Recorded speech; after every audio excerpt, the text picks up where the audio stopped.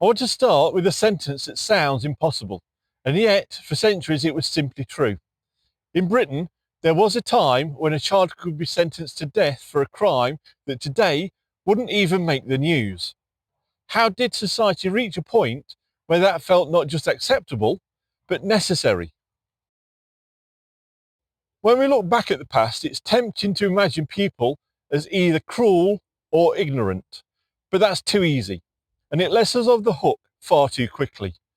The uncomfortable truth is that the people who lived in Britain 300 or 400 years ago were not monsters. They were parents, neighbours, churchgoers. They worried about food prices and disorder, about whether society itself might fall apart. I want you to imagine Britain without a police force, without social services, without a welfare state. A Britain where most people lived one bad harvest away from hunger, where theft didn't feel like an inconvenience, it felt like a threat to survival. In that world, law wasn't designed to be fair, it was designed to be feared. And this is where our story begins. Not with a child, but with a man whose job it was to keep the law moving. He doesn't have a name because he doesn't need one. His role was common across Britain, a parish constable.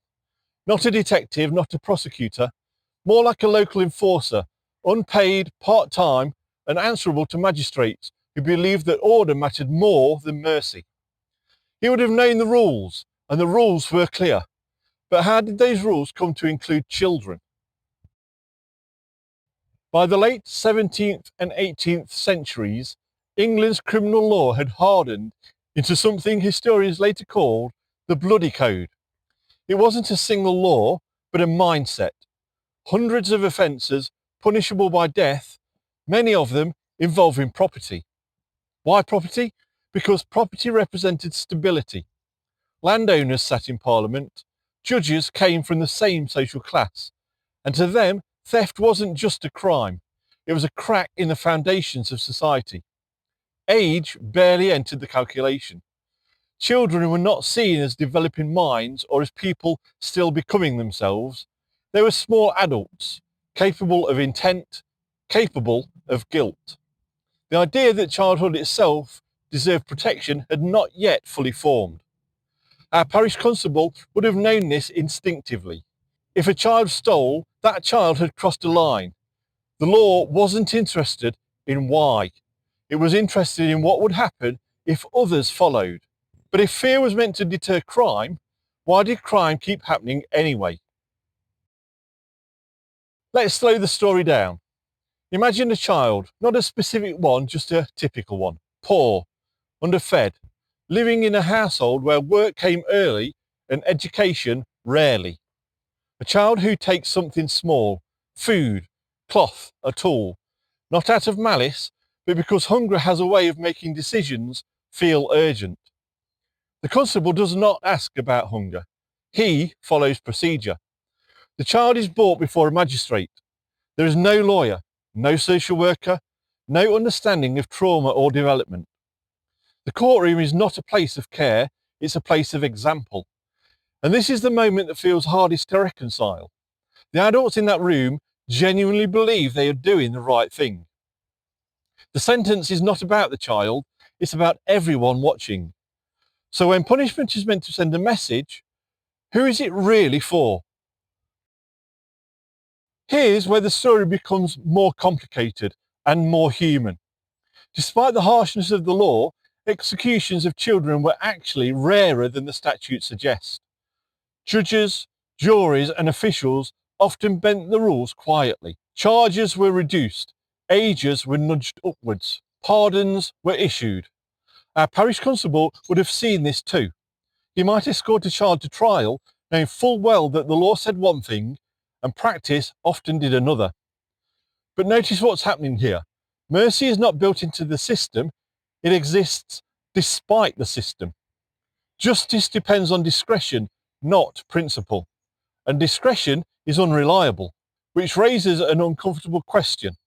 If a system relies on a quiet mercy to correct its own cruelty, is it a just system at all? This is the part of the story where modern viewers often expect a turning point, a speech, a reformer, A moment where Britain collectively realises something has gone wrong. But that isn't how it happens. Change comes slowly, unevenly, often accidentally.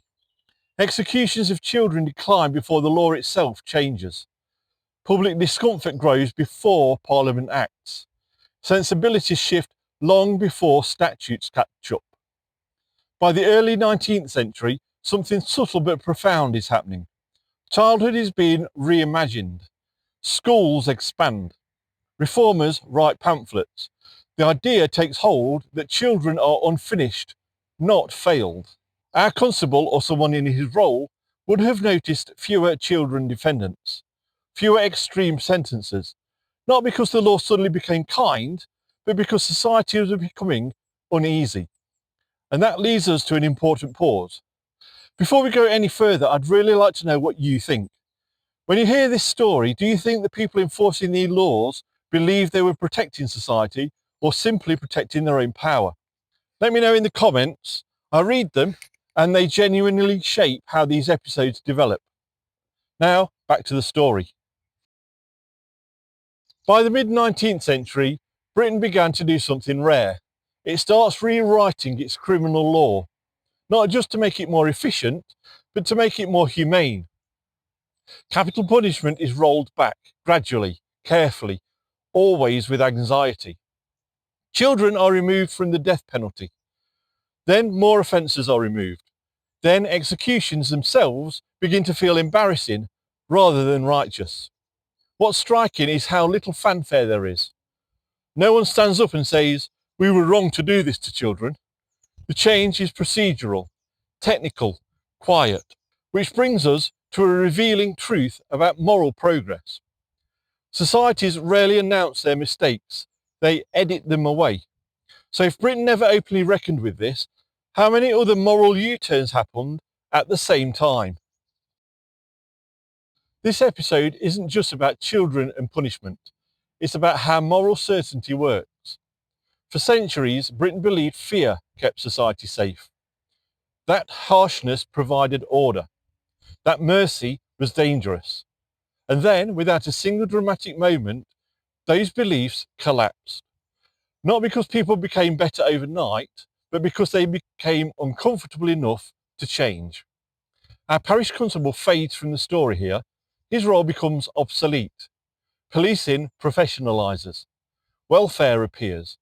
Childhood becomes protected by default. But the most unsettling part of this story isn't what happens then.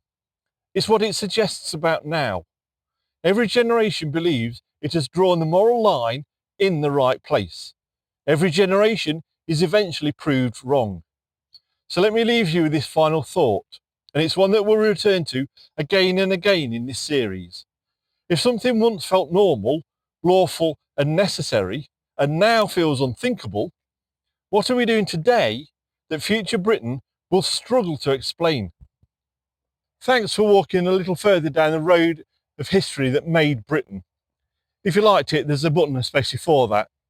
If you subscribe, there's a whole back catalogue for you to enjoy. And if you ding the bell, you'll be informed of every new episode. Maybe something like this one that YouTube's chosen for you. Have a look, I think you'll like it. Until next time, thanks for watching, take care, and I'll see you very soon.